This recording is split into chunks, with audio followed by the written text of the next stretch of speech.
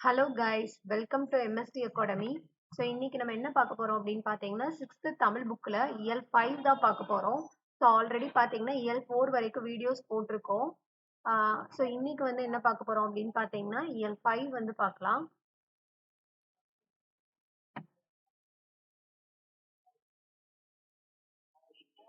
So இயல் 5ல பார்த்தீங்கன்னா கவிதை என்ன கொடுத்துருக்காங்கன்னா ஆசாரக்கோவை. ஸோ ஆசாரக்கோவை எழுதினது யார் அப்படின்னு பார்த்தீங்கன்னா பெருவாயின் முள்ளிலையார் தான் எழுதியிருக்காரு. ஆசாரக்கோவையோட ஆசிரியர் யார் அப்படின்னு பார்த்தீங்கன்னா பெருவாயின் முள்ளியார் தான் எழுதியிருக்காரு. ஸோ ஆசாரக்கோவை அப்படின்றது பார்த்தீங்கன்னா நல்ல ஒழுக்கங்களின் தொகுப்பு அப்படின்னு சொல்லுவாங்க. ஆசாரக்கோவை என்பதற்கு நல்ல ஒழுக்கங்களின் தொகுப்பு அப்படின்னு சொல்லுவாங்க. ஸோ இது வந்து என்ன பாடல் கொடுத்திருப்பாங்கன்னா, நன்றி அறிதல் பொறையுடைமை இன்சொல்லோடு இன்னாத எவ்வுயிர்க்கும் செய்யாமை கல்வியோடு ஒப்புரவு ஆற்ற அறிதல் அறிவுடைமை நல்லினத்தாரோடு நட்டல் இவை எட்டும் சொல்லிய ஆசார வித்து அப்படின்னு சொல்லுவாங்க. அதாவது இவை எட்டும் ஒரு 8 இது கொடுத்திருப்பாங்க. ஸோ இதுதான் வந்து என்ன அப்படின்னு பார்த்தீங்கன்னா, இந்த 8ம் தான் நல்லொழுக்கத்தை விதைக்கும் விதைகள் அப்படின்னு சொல்லியிருப்பாங்க. அதாவது என்னன்னா, பிறர் செய்த உதவியை மறவாதிருத்தல், அதான் நன்றி எறிதல் அப்படின்னு சொல்றாங்க. பிறர் செய்யும் தீங்கினை பொறுத்து கொள்ளுதல், அது வந்து பொறையுடைமை அப்படின்னு சொல்லுவோம். இனிய சொற்களை பேசுதல், அது வந்து இன்சொல். எவ்வுயிருக்கும் துன்பம் செய்யாதிருத்தல், அதை வந்து இன்னாத எவ்வுயிருக்கும் அப்படின்னு சொல்றாங்க. கல்வி அறிவு பெறுதல், அதான் கல்வியோடு எல்லோரையும் சமமாக பேணுதல், அதை வந்து ஒப்புரவு ஆற்ற அறிதல் அப்படின்னு கொடுத்திருக்காங்க. அறிவுடையவராய் இருத்தல், அதுதான் வந்து அறிவுடைமை. நட்பண்புகள் உடையோரோடு நட்பு கொள்ளுதல் அப்படின்றது நல்லினத்தாரோடு நட்டல் அப்படின்னு கொடுத்திருக்காங்க. ஸோ இவை 8ம் தான் என்னன்னா ஆஹ் நல்ல ஒழுக்கத்தை விதைக்கும் விதைகள் அப்படின்னு சொல்லிட்டு ஆசாரக்கோவையில வந்து சொல்லியிருக்காங்க. ஸோ நன்றி எறிதல் அப்படின்னா என்னன்னா, பிறர் செய்யும் உதவியை மறவாமை. நன்றி எறிதல்னா பிறர் செய்த உதவியை வந்து மறவாமை அப்படின்னு சொல்றோம். ஒப்புரவு அப்படின்னா எல்லோரையும் சமமாக பேணுதல் அப்படின்னு அர்த்தம். நட்டல்னா நட்பு கொள்ளுதல் அப்படின்னு சொல்றோம். ஸோ இப்ப ஆசாரக்கோவையோட ஆசிரியர் யாரு அப்படின்னு பார்த்தீங்கன்னா பெருவாயின் முள்ளியார். இவர் பிறந்த ஊர் வந்து கயத்தூர்னு சொல்றாங்க. அந்த பெருவாயின் முள்ளியார் பிறந்த ஊர் வந்து கயத்தூர். ஆசாரக்கோவை அப்படின்றது பார்த்தீங்கன்னா நல்ல ஒழுக்கங்களின் தொகுப்பு அப்படின்னு சொல்லுவோம். இது வந்து 11 கீழ்க்கணக்கு நூல்களுள் ஒன்று அப்படின்னு சொல்றோம். இந்நூல் பார்த்தீங்கன்னா 100 வெண்பாக்களை கொண்டது அப்படின்னு சொல்றோம். ஆசாரக்கோவை அப்படின்றது பார்த்தீங்கன்னா 100 வெண்பாக்களை கொண்டது அப்படின்னு சொல்றாங்க. ஸோ அதுக்கப்புறம் வந்து புக் பேக் பார்க்கலாம். பிறரிடம் நான் இன்சொல் பேசுவேன். இன்சொல் அப்படின்றதுதான் சரியானது. பிறர் நமக்கு செய்யும் தீங்கை பொறுத்து கொள்வதுதான் பொறை அப்படின்னு சொல்றோம். அறிவு பிளஸ் உடைமை அப்படின்னா அறிவுடைமை. ஆப்ஷன் ஏ, ஆப்ஷன் ஆ தான் வந்து சரியான விடை இருக்கு. இவை பிளஸ் எட்டும் அப்படின்னா இவை எட்டும் அப்படின்னு சொல்லி வரும். இதுக்கு பாத்தீங்கன்னா ஆப்ஷன் ஆவண்ணா தான் வந்து சரியானது. நன்றி எறிதல் அப்படின்னா நன்றி பிளஸ் அறிதல் அப்படின்னு சொல்லிட்டு வரும். அதுக்கப்புறம் பொறை உடைமை அப்படின்றது பாத்தீங்கன்னா பொறை பிளஸ் உடைமை அப்படின்னு பிரிப்போம். ஸோ இதுக்கு பாத்தீங்கன்னா இஎன்ஆ தான் ஆன்சர். ஸோ அதுக்கப்புறம் பாத்தீங்கன்னா கண்மணியே கண்ணுறங்கு அப்படின்னு சொல்லிட்டு ஒரு நாட்டுப்புற பாடல் மாதிரி கொடுத்திருப்பாங்க. இது வந்து பாத்தீங்கன்னா ஒரு நாட்டுப்புற பாடல், அதாவது தாலாட்டு பாடல் மாதிரி கொடுத்திருக்காங்க. ஆராரோ ஆரிரரோ அப்படின்னு சொல்லி நாட்டுப்புற பாடல் மாதிரி கொடுத்திருக்காங்க. ஸோ இதுல பாத்தீங்கன்னா உங்களுக்கு தந்தத்திலே தொட்டில் கட்டி தங்கத்திலே பூ இழைத்து செல்லமாய் வந்துரித்த சேர நாட்டு முத்தேனோ, அதாவது குழந்தை எப்படி கொஞ்சுறாங்க அப்படின்னா நீ சேர நாட்டு முத்தேனோ அப்படின்னு கொஞ்சிருக்காங்க. அதே மாதிரி பாத்தீங்கன்னா சோழ நாட்டு முக்கணியோ அப்படின்னு இருப்பாங்க. அதே மாதிரி பாத்தீங்கன்னா பாண்டிய நாட்டு முத்தமிழோ அப்படின்னு சொல்லி வந்திருக்கும். ஸோ அதாவது சேர நாட்டோட முத்தேனோ, சோழ நாட்டு முக்கணியோ, பாண்டிய நாட்டு முத்தமிழோ அப்படின்ற மாதிரி குழந்தைய வந்து தாலாட்டு பாடல் மூலமா கொஞ்சம் மாதிரி இந்த பாடல் கொடுத்திருப்பாங்க. ஸோ நந்தவனம் அப்படின்னா பூஞ்சோலை அப்படின்னு சொல்றோம். நந்தவனம் அப்படின்னா பூஞ்சோலை. பார் அப்படின்னா உலகம் அப்படின்னு சொல்லுவோம். பண்ணா இசைன்னு சொல்லுவோம். இலைத்து அப்படின்னா பதித்து அப்படின்னு சொல்லுவோம். அதுக்கப்புறம் பாத்தீங்கன்னா தொகை சொற்கள் கொடுத்திருக்காங்க. தொகை சொற்கள்னா என்னன்னா மறைஞ்சு வருது. அது முத்தேன் அப்படின்னா அதுல 3 தேன் வந்து மறைஞ்சு வருது அப்படின்னு அர்த்தம். ஸோ தொகை அப்படின்னா மறைந்து வருதல் அப்படின்னு அர்த்தம். ஸோ முத்தேன் அப்படின்றது பாத்தீங்கன்னா கொம்புத்தேன், மலைத்தேன், கொசுத்தேன் அப்படின்னு சொல்லுவோம். முக்கணி அப்படின்னு பாத்தீங்கன்னா மாப்பலா, வாழை அப்படின்னு சொல்றோம். முத்தமிழ் அப்படின்னு பாத்தீங்கன்னா இயல், இசை, நாடகம் அப்படின்னு சொல்றோம். ஸோ அப்ப முத்தேன்னா கொம்புத்தேன், கொசுத்தேன், மலைத்தேன். முக்கணி அப்படின்னா மாப்பலா, வாழை. முத்தமிழ் இயல், இசை, நாடகம் அப்படின்னு சொல்லியிருக்கோம். ஸோ இப்ப தாலாட்டுன்றது வந்து பாத்தீங்கன்னா வாய்மொழி இலக்கியங்கள்ல ஒன்று. தாள் என்பதற்கு நாக்கு என்று பொருளாம். ஸோ நாவை அசைத்து பாடுவதால், அதாவது தாள் பிளஸ் ஆட்டு தாளாட்டு அப்படின்ற பெயர் வந்தது அப்படின்னு சொல்லியிருக்காங்க. ஸோ ஸோ குழந்தையின் அழுகையை நிறுத்தவும் தூங்க வைக்கவும் இனிய ஓசையுடன் பாடும் பாடல் தான் வந்து தாலாட்டு அப்படின்னு சொல்றோம். ஸோ குழந்தையோட அழுகையை நிறுத்தவும் தூங்க வைக்கவும் இனிய ஓசையுடன் பாடும் பாடலுக்கு பேர் வந்து தாலாட்டு அப்படின்னு சொல்லியிருக்காங்க. ஸோ பாட்டு இசைத்து அப்படின்னா பாட்டு பிளஸ் இசைத்து அப்படின்னு சொல்லுவோம். இதுக்கு பார்த்தீங்கன்னா ஈனா தான் ஆன்சர். கண் உறங்கு அப்படின்னா கண் பிளஸ் உறங்கு அப்படின்னு சொல்றோம். இதுக்கு பார்த்தீங்கன்னா ஆனா தான் ஆன்சர். வாழை பிளஸ் இலை வாழை இலை அப்படின்னு சொல்லுவோம். இதுக்கு பார்த்தீங்கன்னா ஆனா தான் ஆன்சர். கை பிளஸ் அமர்த்தி கை அமர்த்தி. ஸோ கை அமர்த்தி அப்படின்றது ஈனா தான் ஆன்சர். உதித்த என்ற சொல்லுக்குரிய எதிர்ச்சொல் பார்த்தீங்கன்னா மறைந்த அப்படின்னு வரும். ஸோ இதுக்கு வந்து ஆனா தான் ஆன்சர். ஸோ அதுக்கடுத்து வந்து உரைநடையில பார்த்தீங்கன்னா தமிழர் பெருவிழா தான் கொடுத்துருக்காங்க. ஸோ இதுல பார்த்தீங்கன்னா தமிழர் பெருவிழா அப்படின்றது வந்து என்னன்னா பொங்கல் விழாவை தான் தமிழர் பெருவிழா அப்படின்னு சொல்லி கொடுத்துருப்பாங்க. ஸோ அது வந்து நம்ம தமிழர் திருநாள் அப்படின்னு நம்ம சொல்லுவோம். ஸோ அப்ப கதிரவனுக்கு நன்றி கூற சிறப்பு செய்யும் விழா தான் நம்ம பொங்கல் விழா அப்படின்னு சொல்றோம். உழவர்கள் வந்து ஆடி திங்களில் விதைப்ப தை திங்களில் அறுவடை செய்வர். ஸோ இது வந்து கேட்பாங்க, உழவர்கள் வந்து எப்ப விதைத்து எப்ப அறுவடை செய்வாங்க அப்படின்னா ஆடி மாதம் வந்து விதைத்து தை மாதத்துல அறுவடை பண்ணுவாங்களாம். அதைத்தான் தை மாதத்தின் முதல் நாள்ல வந்து பொங்கல் இட்டு வழிபடுவர் அப்படின்றது சொல்றாங்க. ஸோ அதனால பொங்கலை வந்து அறுவடை திருவிழா அப்படின்னு சொல்லுவாங்க. ஸோ அதே மாதிரி பாத்தீங்கன்னா உழவர் திருநாள் அப்படின்னு சொல்லுவாங்க. ஸோ அப்ப பொங்கல் விழாவை வந்து எப்படிலாம் அழைக்கிறாங்க அப்படின்னு பாத்தீங்கன்னா தமிழர் திருநாள், உழவர் திருநாள், அறுவடை திருவிழா அப்படின்ற பெயர்கள் எல்லாம் வந்து அழைக்கப்படுகிறது. ஸோ இது வந்து பாத்தீங்கன்னா பொங்கல் திருநாள் அப்படின்றது 2 நாள்ல இருந்து 4 நாட்கள் வரை கொண்டாடப்படுகிறது. இது வட்டாரத்துக்கு வட்டாரம் வந்து மாறுபடுகிறது அப்படின்னு சொல்றாங்க. ஸோ ஃபர்ஸ்ட் போகி திருநாள் அப்படின்னு பார்த்தோம்னா, ஸோ ஒரு மேற்கோள் வரும் பழையன கழிதலும் புதியன புகுதலும் அப்படின்னு சொல்லிட்டு. ஸோ இதுதான் போகி திருநாளுக்கான மேற்கோள். அது பழையன கழிதலும் புதியன புகுதலும். இதை வந்து சொன்னது யார் அப்படின்னா நன்னுள்ள பவனந்தி முனிவர் தான் வந்து சொல்லியிருக்காரு. ஸோ வீட்டில் உள்ள பயனற்ற பொருட்களை எல்லாம் நீக்கி வீட்டை தூய்மை செய்யும், அதாவது போக்கி அப்படின்றது போக்கி அப்படின்றது தான் பின்னாடி வந்து போகி திருநாள் அப்படின்னு வந்துருச்சு. இது வந்து பாத்தீங்கன்னா மார்கழி மாதத்தின் இறுதி நாள் தான் போகி திருநாளா கொண்டாடுறாங்க. ஸோ அக்காலத்துல பாத்தீங்க அப்படின்னா மலைக்கடவுளை வழிபடும் நோக்கில வந்து இந்திர விழாவாக கொண்டாடப்பட்டது. போகி பண்டிகை வந்து இந்திர விழாவா கொண்டாடி இருக்காங்க. இந்திரன் அப்படின்றதான் மலைக்கடவுள். ஸோ அதனால மலைக்கடவுளை வழிபடும் நோக்கத்துக்காக வந்து போகி பண்டிகையை அக்காலத்தில் இந்திர விழாவாக கொண்டாடப்படுகிறது அப்படின்னு சொல்றாங்க. அப்புறம் பொங்கல் திருநாள் அப்படின்னு பார்த்தோம் அப்படின்னா, ஸோ தை மாதத்தின் முதல் நாள் தான் வந்து பொங்கல் திருநாள். இத்திருநாள் அன்று வந்து நம்ம என்னெல்லாம் பண்ணுவாங்கன்றது நமக்கே தெரியும். வாசல்ல வந்து வண்ண கோலமிட்டு மாவிலை தோரணம் கட்டி புது பானையில வந்து பொங்கல் வைப்பாங்க. பொங்கல் என்பதற்கு பாத்தீங்கன்னா பொங்கி பெருகி வருவது அப்படின்னு சொல்றாங்க. பொங்கல் என்பதற்கு வந்து பாத்தீங்கன்னா பொங்கி பெருகி வருவது அப்படின்னு மீனிங். ஸோ தை முதல் நாளில் திருவள்ளுவர் ஆண்டு தொடங்குகிறது. பொங்கல் அன்னைக்கு தை முதல் நாள் தான் வந்து பொங்கல் திருவிழா கொண்டாடுறோம். ஸோ அந்த அன்னைக்கு தான் பாத்தீங்கன்னா திருவள்ளுவர் ஆண்டு தொடங்குகிறது அப்படின்னு சொல்றாங்க. தை 2ஆம் நாள் வந்து திருவள்ளுவர் நாள் கொண்டாடப்படுகிறது அப்படின்னு சொல்றாங்க. தை முதல் நாள் பாத்தீங்கன்னா திருவள்ளுவர் ஆண்டு தொடங்குகிறது. தை 2ஆம் நாள் வந்து திருவள்ளுவர் நாள் வந்து கொண்டாடப்படுகிறது அப்படின்ற மாதிரி சொல்லியிருப்பாங்க. அப்புறம் மாட்டு பொங்கல் அப்படின்றது பாத்தீங்க அப்படின்னா பொங்கலுக்கு அடுத்த நாள் தான் மாட்டு பொங்கல். ஸோ மாடு என்ற சொல்லுக்கு செல்வம் என்ற பொருளும் உண்டு அப்படின்னு சொல்றோம். மாடு அப்படின்னா செல்வம் அப்படின்னு சொல்லுவோம். ஸோ மாட்டு பொங்கல் அன்னைக்கு பாத்தீங்கன்னா மாட்டு பொங்கல் நாளிலோ இல்லைன்னா அடுத்த நாளிலோ சில ஊர்கள்ல வந்து மஞ்சு விரட்டு நடைபெறும். ஸோ மஞ்சு விரட்டு என்பதற்கு வந்து மாடுகளை அடக்கி தழுவும் வீர விளையாட்டு அப்படின்னு சொல்லுவோம். ஸோ இதுக்கு தான் வந்து நம்ம ஜல்லிக்கட்டு, ஏறு தழுவுதல், மாடு பிடித்தல் இதெல்லாம் சொல்றோம். அப்ப மஞ்சு விரட்டோட மற்ற பெயர்கள் தான் என்ன அப்படின்னு பாத்தீங்கன்னா மாடு பிடித்தல், ஜல்லிக்கட்டு, ஏறு தழுவுதல் இதெல்லாமே மஞ்சு விரட்டோட மற்ற பெயர்கள் தான். ஸோ திருவள்ளுவர் ஆண்டு எப்படி கணக்கிடுவோம் அப்படின்னு பார்த்தீங்கன்னா நம்ம நடைமுறை ஆண்டு என்ன நடக்குதோ அதோட 31 கூட்டிட்டோம் அப்படின்னா நமக்கு திருவள்ளுவர் ஆண்டு வந்துடும். ஃபார் எக்ஸாம்பிள் பார்த்தீங்க அப்படின்னா இப்ப 2018 நடக்குது. 2018க்கான திருவள்ளுவர் ஆண்டு நமக்கு தெரியணும் அப்படின்னா 2018 + 31 போட்டோம் அப்படின்னா நமக்கு திருவள்ளுவர் ஆண்டு வந்து கிடைக்கும். ஏன் 31ஓட வந்து ஆட் பண்றோம் அப்படின்னு பார்த்தீங்கன்னா திருவள்ளுவர் வந்து கிமு 31ல் பிறந்தார். அதனால திருவள்ளுவர் ஆண்டை கணக்கிடுறதுக்காக நடைமுறை ஆண்டுடன் 31ஐ கூட்டிக் கொள்ள வேண்டும் அப்படின்னு சொல்றாங்க. ஸோ அதுக்கப்புறம் பார்த்தீங்கன்னா இந்த பொங்கல் திருவிழாவை ஒவ்வொரு ஊர்லயும் வந்து பார்த்தீங்கன்னா ஒவ்வொரு மாதிரி கொண்டாடுவாங்க. ஒவ்வொரு மாதிரி சொல்லுவாங்க. ஸோ அதே மாதிரி பார்த்தீங்கன்னா ஆந்திரம், கர்நாடகம், மராட்டியம், உத்தரப்பிரதேசம் 4 இடங்கள்லயும் ஆந்திர பிரதேசம், கர்நாடகம், மராட்டியம், உத்தரப்பிரதேசம் இந்த 4 மாநிலங்கள்லயே பார்த்தீங்கன்னா மகர சங்கராந்தி அப்படின்ற பேர்ல வந்து கொண்டாடுறாங்க. அதுவே பஞ்சாப் மாநிலத்துல பார்த்தோம் அப்படின்னா லோரி அப்படின்ற பெயர்ல வந்து பொங்கல் விழா கொண்டாடுறாங்க.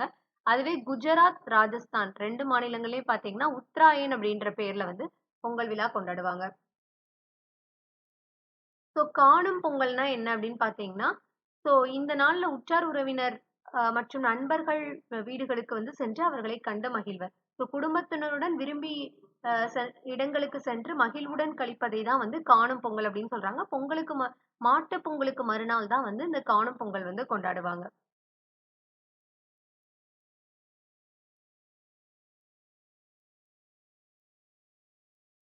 ஸோ இந்த இதுக்கு பார்த்தீங்கன்னா, நம்ம இதுல வந்து ஷார்ட்கட் போட்டிருக்கோம் ஆல்ரெடி. மகர சங்கராந்தி அப்படின்னு பார்த்தீங்கன்னா, உமாக்கு மகர ராசி அப்படின்ற மாரி ஒரு ஷார்ட்கட் போட்டிருப்போம். உமாக்குக்கு வந்து யூல வந்து என்ன வரும் அப்படின்னா, உத்தரப்பிரதேசம் அப்படின்னும், எம்ல பார்த்தீங்கன்னா மராட்டியம் அப்படின்னும், ஏ வந்து ஆந்திர பிரதேசம், கே வந்து கர்நாடகம் அப்படின்ற மாரி பார்த்திருப்போம். ஸோ பஞ்சாப் லோரி அப்படின்றதுக்கு பார்த்தீங்கன்னா, பஞ்சம் வந்துச்சுன்னா லோலோன்னு திரிவாங்க அப்படின்ற மாரி நம்ம ஞாபகம் வச்சுக்கலாம் அப்படின்னு பார்த்திருப்போம். அதே மாரி வந்து பார்த்தீங்கன்னா, குஜராத், ராஜஸ்தான் உத்தராயன் அப்படின்ற நேம்ல வந்து கொண்டாடுவாங்க. ஸோ இதுக்கு பார்த்தீங்கன்னா, அந்த காலத்துல ராஜாக்கள் எல்லாமே குஜாலா வந்து ராயலா இருப்பாங்க அப்படின்ற மாரி ஞாபகம் வச்சுக்கோங்க அப்படின்ற மாரி நான் சொல்லியிருப்பேன்.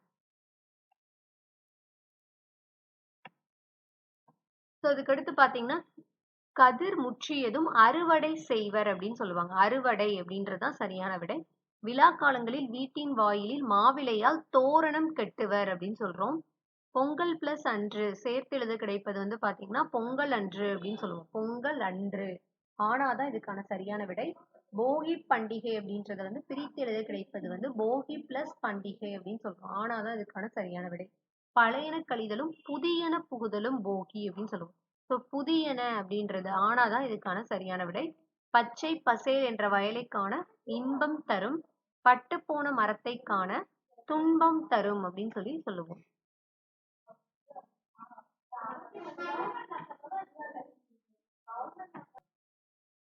ஸோ அடுத்து வந்து பார்த்தீங்க அப்படின்னா, மனம் கவரும் மாமல்லபுரம் சொல்லி மாமல்லபுரம் பத்தி ஒரு கதை மாரி குடுத்திருப்பாங்க. ஸோ இது வந்து எந்த மாரி குடுத்திருப்பாங்க அப்படின்னா, ஒரு சிறுமியும் ஆம், நரசிம்மவர்மனும் பல்லவ மன்னன் நரசிம்மவர்மனும் பேசிட்டு இருக்க மாரி குடுத்திருப்பாங்க. ஸோ நரசிம்மவர்மன் வந்து சொல்றாரு, நான் தான் பல்லவ மன்னன். என் பெயர் வந்து நரசிம்மவர்மன். நான் மட்போரில் சிறந்தவன். மாமல்லன் என்ற பெயரும் எனக்கு உண்டு அப்படின்னு சொல்லி. அப்ப நரசிம்மவர்மன தான் வந்து நம்ம மாமல்லன் அப்படின்னு சொல்றோம். ஸோ மாமல்லன் அப்படின்னா என்னன்னா, மட்போரில் சிறந்தவன் அப்படின்றது தான் மீனிங்.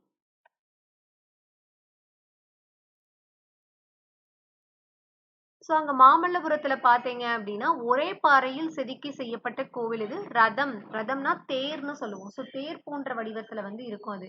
ஸோ அதத்தான் நம்ம ரத கோவில் என அழைக்கின்றனர் அப்படின்ற மாரி சொல்லியிருப்பாரு மாமல்லர். ஸோ அப்ப வந்து மொத்தம் 5 ரதங்கள் இங்க இருக்கு. அதத்தான் நம்ம வந்து பஞ்ச பாண்டவர் ரதம் அப்படின்னு சொல்லுவோம். ஸோ இவையெல்லாம் என் காலத்தில் உருவாக்கப்பட்டவை அப்படின்ற மாரி நரசிம்மவர்மன் வந்து சொல்லியிருப்பாரு. ஸோ அப்ப நீங்க எந்த நூற்றாண்டைச் சேர்ந்தவர் அப்படின்னு கேட்டப்ப, அவர் வந்து நான் 7ஆம் நூற்றாண்டைச் சேர்ந்தவன் அப்படின்ற மாரி சொல்லியிருப்பாரு. நரசிம்மவர்மனோட நூற்றாண்டு என்ன அப்படின்னு பார்த்தீங்கன்னா, 7ஆம் நூற்றாண்டு.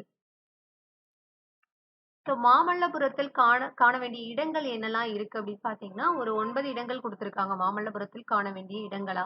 ஸோ ஒண்ணு வந்து பார்த்தீங்கன்னா, அர்ஜுனன் தபசு, அப்புறம் கடற்கரை கோவில், பஞ்சபாண்டவர் ரதம், ஒற்றைக்கல் யானை, குகை கோவில், புலி குகை, திருக்கடல் மல்லை, கண்ணனின் வெண்ணெய் பந்து, கலங்கரை விளக்கம் அப்படின்னு சொல்லிட்டு ஒரு 9 இடங்கள் குடுத்திருக்காங்க. ஸோ அர்ஜுனன் தபசு, கடற்கரை கோவில், பஞ்சபாண்டவர் ரதம்னு சொல்லுவோம், ஒற்றைக்கல் யானை, அப்புறம் குகை கோவில், புலி குகை, திருக்கடல் மல்லை, கண்ணனின் வெண்ணெய் பந்து, கலங்கரை விளக்கம் அப்படின்னு.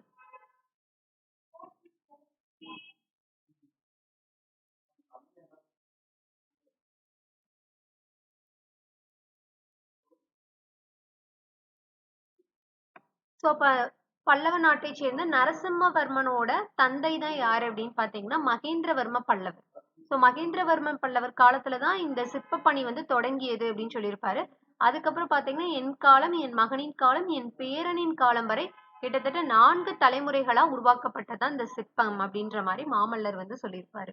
அதாவது கிட்டத்தட்ட எத்தனை தலைமுறைகளா சேர்ந்து வந்து மாமல்லபுர சிற்பங்கள் வந்து உருவாக்கியிருக்காங்க அப்படின்னா, 4 தலைமுறைகளா உருவாக்கப்பட்டது தான் இந்த சிற்பங்கள் அப்படின்ற மாரி சொல்லியிருப்பாங்க.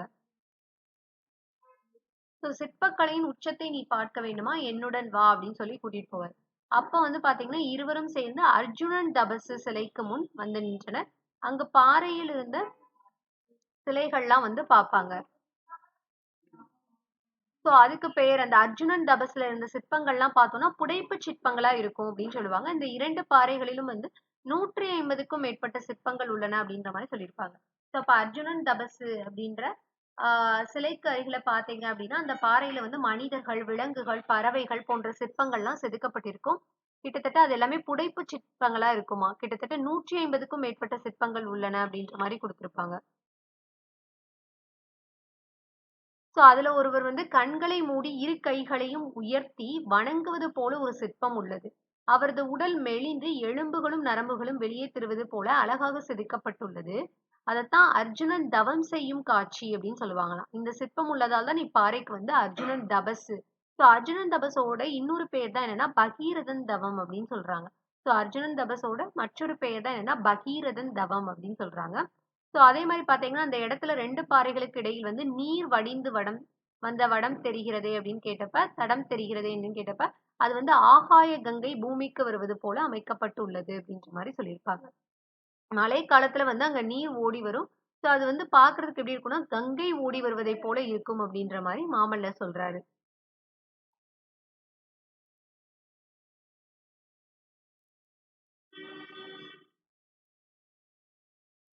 சோ இதுதான் நம்ம என்ன சொல்றோம் அப்படின்னு பார்த்தீங்கன்னா, மாமல்லபுரத்த தமிழகத்தின் மிகப்பெரிய சிற்பக் கலைக்கூடம் அப்படின்னு சொல்றாங்க.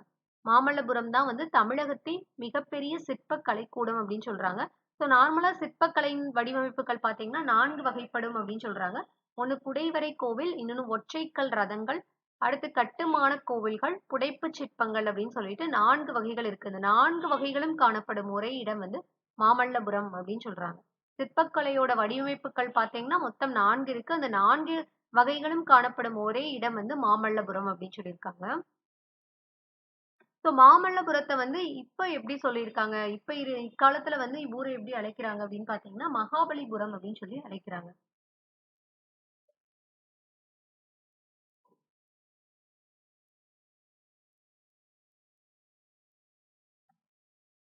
ஸோ அதுக்கப்புறம் இலக்கணம் பார்க்கலாம். மயங்கொலிகள் குடுத்திருக்காங்க. ஸோ மயங்கொலிகள்னா என்ன அப்படின்னு பார்த்தோம்னா, இப்ப இதுல மனம், மனம்னு 2 சொல் இருக்கு. பட் இது 2மே பார்க்கும்போது உச்சரிக்கும்போது ஏறத்தாழ ஒரே மாரி தான் 2மே ஒலிக்கும். ஆனா 2க்குமே இடையே பொருள் வேறுபாடு பார்த்தீங்கன்னா, வேற வேற பொருள்ல தான் வரும்.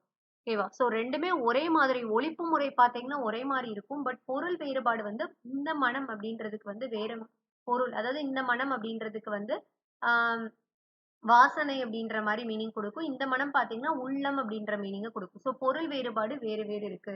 ஸோ அதுதான் வந்து மயங்கொலி அப்படின்றது. அதாவது இவ்வாறு உச்சரிப்பில் சிறிதளவு மட்டுமே வேறுபாடு உள்ள ஒலிகளை வந்து மயங்கொலிகள் என்கிறோம் அப்படின்னு சொல்றாங்க. கிட்டத்தட்ட எத்தன மயங்கொலி எழுத்துக்கள் இருக்கு அப்படின்னு பார்த்தீங்கன்னா, 8 மயங்கொலி எழுத்துக்கள் இருக்கு. ஸோ மயங்கொலி எழுத்துக்கள் மொத்தம் எத்தனை இருக்கு அப்படின்னா 8 இருக்கு.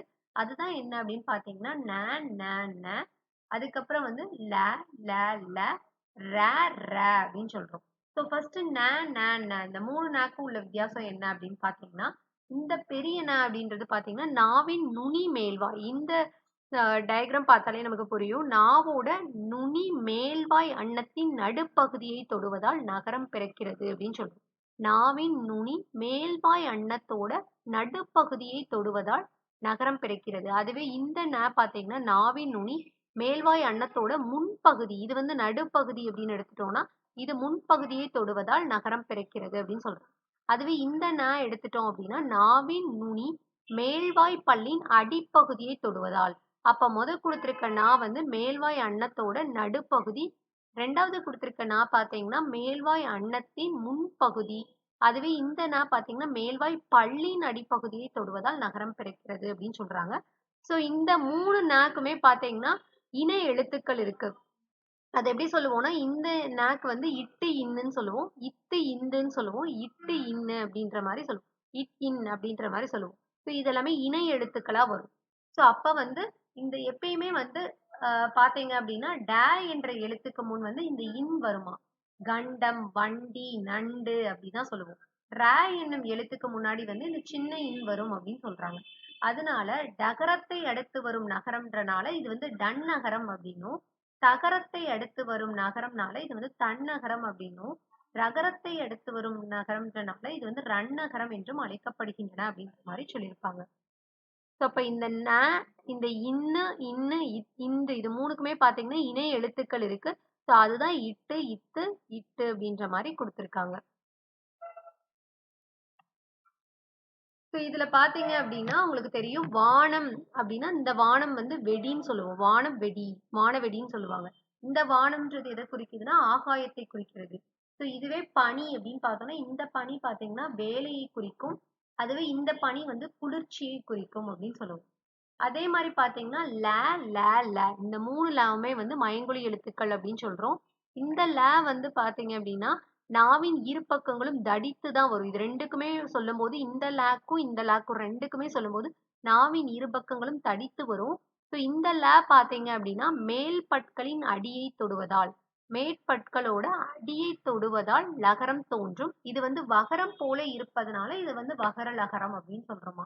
ஸோ அதுவே இந்த ல பாத்தீங்க அப்படின்னா மேல் அன்னத்தோட நடுப்பகுதி, இது வந்து மேல் பற்களோட அடிப்பகுதி, இது மேல் அன்னத்தின் நடுப்பகுதியை தொடுவதால இந்த லகரம் தோன்றும் சொல்றாங்க. இதை வந்து பொது லகரம் அப்படின்னு சொல்லுவோம். பொதுவாகவே இது வந்து பொது லகரம் அப்படின்னு அழைக்கப்படுகிறது. இது நகரம் போல இருப்பதால இதை வந்து நகர லகரம் அப்படின்னு சொல்றாங்க. இதை பாத்தீங்கன்னா நகர லகரம்னு சொல்லுவாங்க.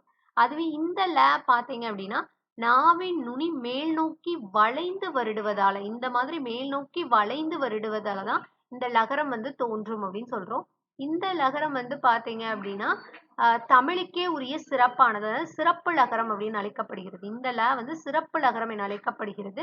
ஸோ இது வந்து மா போல இருப்பதால மகர லகரம் அப்படின்றது சொல்றோம். அப்ப இந்த ல, இந்த ல, இந்த லாக்கு உள்ள டிஃப்ரெண்ட் என்ன அப்படின்னு பாத்தீங்கன்னா இந்த ல அப்படின்றது வந்து வா மாதிரியே இருக்கனால வகர லகரம் அப்படின்னு சொல்றோம். இந்த ல வந்து பொது லகரம் என அழைக்கப்படுகிறது. இது வந்து நகரம் போல இருப்பதனால நகர லகரம் அப்படின்னு சொல்றோம். இந்த ல பாத்தீங்கன்னா சிறப்பு லகரம் என அழைக்கப்படுகிறது.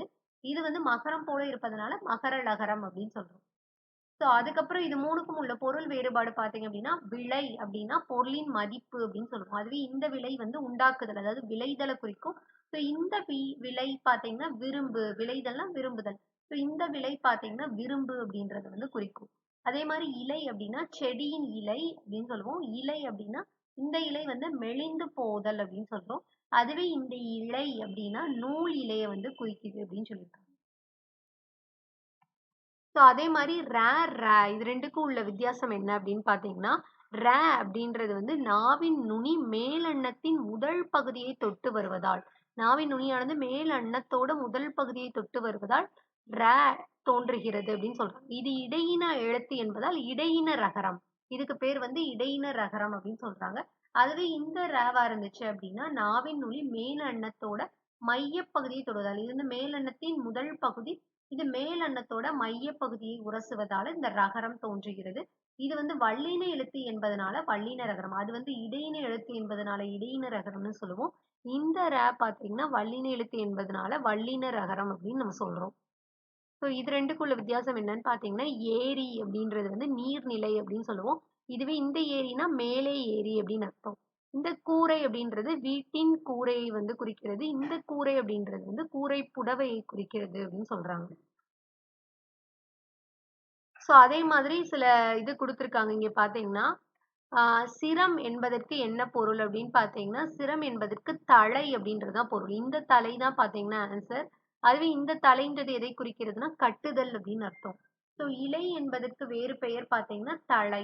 இது இந்த இலைன்றத நம்ம தலைன்னு சொல்லுவோம். தலை தான் தலைன்னு சொல்லுவோம். வண்டி இழுப்பது பார்த்தீங்கன்னா காளை. இந்த காளை தான் வந்து சரியான விடை. அப்புறம் கடலுக்கு வேறு பெயர் பார்த்தீங்கன்னா பறவை. இந்த பறவையை தான் வந்து நம்ம கடல் அப்படின்னு சொல்றோம். அப்புறம் பறவை வானில் பறந்தது அப்படின்னு சொல்லுவோம். இந்த பறந்தது தான் வந்து சரியான விடை. கதவை மெல்ல திறந்தான் அப்படின்னு சொல்லுவோம். இந்த திறந்தான் தான் பார்த்தீங்கன்னா சரியான விடை. பூ வந்து மனம் வீசும். இந்த மனம் தான் வாசனையை வந்து குறிக்கிறது. அதுவே இந்த மனம் அப்படின்னா உள்ளம் அப்படின்னு நம்ம சொல்லுவோம். ஸோ புலியின் கண் சிவந்து காணப்படும். இந்த கண் தான் வந்து பார்த்தீங்கன்னா சரியான விடை. குழந்தைகள் வந்து பந்து விளையாடினர். இந்த பந்து தான் பார்த்தீங்கன்னா சரியான விடை. வீட்டு வாசலில் கோலம் போட்டனர். இந்த ல தான் வரும். ஸோ கோலம், இந்த கோலம் தான் வந்து சரியான விடை.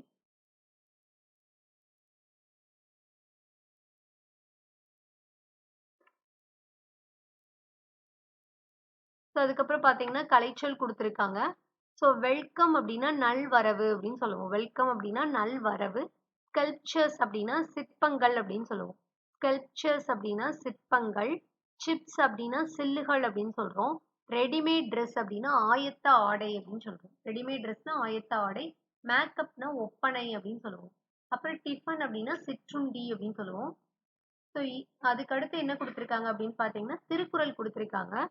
ஸோ உலகில் வாழும் மக்கள் அனைவரும் சிறப்பான அறங்களை வலியுறுத்தியவர் வந்து திருவள்ளுவர். வீட்டிற்கு வந்த விருந்தினரை வந்து போற்றுதல், இனிய சொற்களை பேசுதல், பிறர் பொருளை விரும்பாமை, ஊக்கத்துடன் செயல்படுதல், பயனற்ற சொற்களை வந்து பேசாமல் இருத்தல் போன்ற அறங்களை தான் வந்து திருவள்ளுவர் வலியுறுத்தி கூறுகிறார் அப்படின்னு சொல்றாங்க. ஸோ ஃபர்ஸ்ட் விருந்தோம்பல் அப்படின்ற அதிகாரத்துல இருந்து 2 குறள் கொடுத்திருக்காங்க. விருந்து புறத்தத்தார் தானுண்டல் சாவா மருந்தனினும் வேண்டாட்பாற்றன்று அப்படின்னு. ஸோ அப்படின்னா என்னன்னா, அமிழ்தமே ஆனாலும் விருந்தினர் இருக்கும்போது தான் மட்டும் உண்பது வந்து விரும்பத்தக்கது அன்று அப்படின்னு சொல்றாங்க. அதைத்தான் விருந்து புறத்தத்தார் தானுண்டல் சாவா, அதாவது தான் மட்டும் சாப்பிடுற மாதிரி இருந்துச்சு அப்படின்னா மருந்தனினும் வேண்டாட்பாட்டு அன்று. மருந்தே கொடுத்தா கூட எனக்கு வேணாம், அதாவது விருந்தினருக்கு கொடுக்காம தான் மட்டும் சாப்பிடுற மாதிரி இருந்துச்சுன்னா மருந்தே கொடுத்தா கூட அதை வந்து வேண்டாம் அப்படின்னு அவாய்ட் பண்ணணும். மருந்தே சாப்பிடுற மாதிரி இருந்தா கூட அதை வந்து வேண்டாம்னு அவாய்ட் பண்ணணும் அப்படிங்கிற மாதிரி சொல்லியிருப்பாங்க இதுல. சோ மருந்தனினும் வேண்டாட்பாற்று அன்று அப்படின்னு சொல்றாங்க. சோ அமிழ்தமே ஆனாலும் அது அமிழ்தமா இருந்தாலும் சரி, மருந்தா இருந்தாலும் சரி, விருந்தினர் இருக்கும்போது தான் மட்டும் உண்பது அப்படின்றது வந்து விரும்பத்தக்கது அன்று அப்படின்ற மாதிரி சொல்லியிருக்காங்க. சோ அடுத்து வந்து பாத்தீங்கன்னா மோப்பக் குழையும் அனிச்சம் முகந்திரிந்து நோக்கக் குழையும் விருந்து அப்படின்னா என்னன்னா, அனிச்ச மலரானது எப்ப வாடும், அதை மோந்து பார்த்தா வாடிவிடும். அதே மாதிரி நம் முகம் மாறினாலே விருந்தினரோட உள்ளம் வாடிவிடும் அப்படின்னு சொல்றோம். ஸோ அதைத்தான் மோப்பக் குழையும் அனிச்சம். அனிச்ச மலரானது அதை மோந்து பார்த்தால்தான் மோப்பக் குழையும், மோந்து பார்த்தாலே வாடிவிடும். அது போல நம் முகம் மாறினாலே விருந்தினருடைய முகமும் மாறிவிடும். ஸோ உள்ளம் வந்து வாடிவிடும். முகம் தெரிந்த நோக்க குழையும் விருந்து அப்படின்னு சொல்லியிருக்காங்க. ஸோ அதுக்கப்புறம் கல்லாமைன்ற அதிகாரத்துல இருந்து 2 குறள் கொடுத்திருக்காங்க. உள்ளத்தால் உள்ளலும் தீதே பிறன் பொருளை கள்ளத்தால் கல்வேம் எனல். அதாவது அடுத்தவர் பொருளை களவாடலாம் என உள்ளத்தால் நினைப்பது கூட ஒரு தீமையான விஷயம் அப்படின்னு சொல்றாரு வள்ளுவர் வந்து. உள்ளத்தால் உள்ளலும் தீதே, எதை உள்ளத்தால நினைக்கிறது கூட தீதுதான். என்ன தீது அப்படின்னா பிறன் பொருளை கள்ளத்தால் கல்வேம் எனல். ஓகேவா? பிறன் பொருளை வந்து கல்னா திருட போறேன் அப்படின்னு நினைக்கிறது வந்து உள்ளத்தால நினைக்கிறதும் தீமைதான் அப்படின்ற மாதிரி சொல்லியிருப்பாங்க. களவினால் ஆகிய ஆக்கம் அளவிறந்து ஆவது போல கெடும். அதாவது களவு மூலம் சேர்க்கப்படும் செல்வமானது, அதாவது திருடி திருடி சேர்க்கப்படும் செல்வம் வந்து வளர்வது போல தோன்றினாலும் முடிவில் அது வந்து ஒண்ணுமே இல்லாமல் அழிந்து விடும் அப்படின்னு திருவள்ளுவர் வந்து சொல்றாரு. அதாவது களவினால் ஆகிய ஆக்கம், ஆக்கம்னா இந்த இடத்துல வந்து செல்வம் அப்படின்னு அர்த்தம். சோ களவுனா திருடு. சோ திருட்டினால் ஆகிய ஆக்கம் வந்து அளவிறந்து, அதாவது என்னன்னா ஆஹ் வளர்வது போல, அளவிறந்து அப்படின்னா வளர்வது போல தோன்றினாலும் ஆவது போல கெடும். இறுதியில் அது வந்து என்னது, அழிந்து போய்விடும் அப்படின்னு சொல்றாரு. அதுக்கடுத்து பாத்தீங்கன்னா ஊக்கம் உடைமை அப்படின்றதுல இருந்து 3 குறள் கொடுத்திருக்காங்க. ஊக்கமுடைமையில இருந்து 4 குறள் கொடுத்திருக்காங்க. உள்ளம் உடைமை உடைமை பொருளுடைமை நில்லாத நீங்கிவிடும்.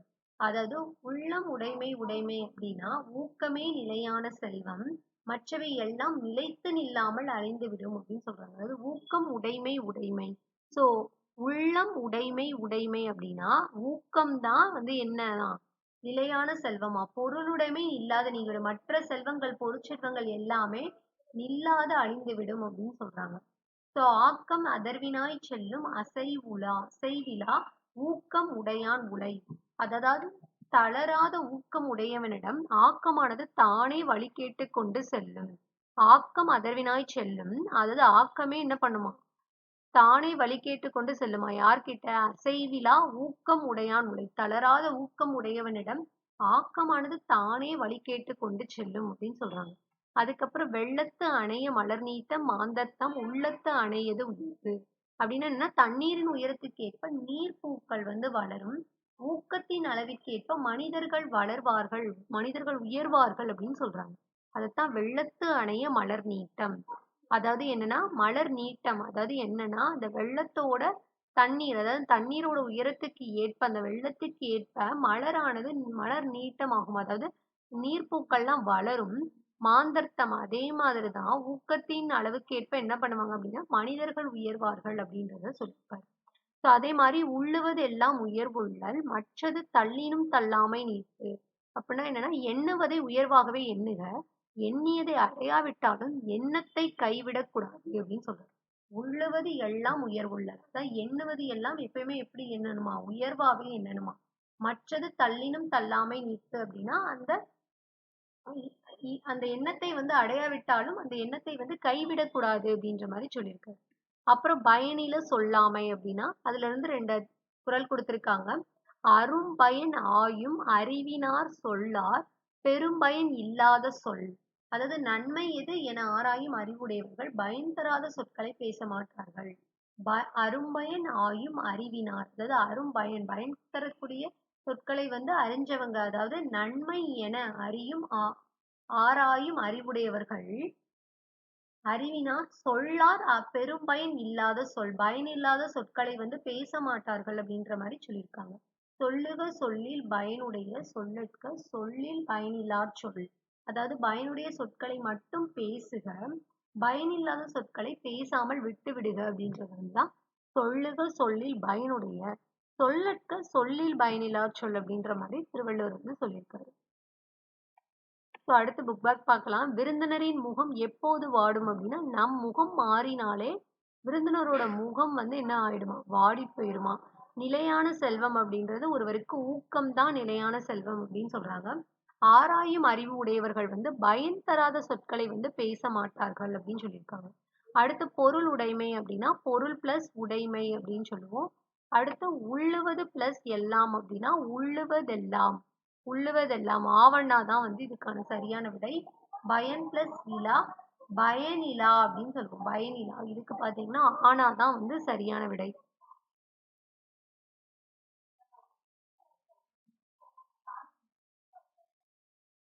ஸோ இதோட பார்த்தீங்க அப்படின்னா இயல் 5 வந்து முடிஞ்சிருச்சு.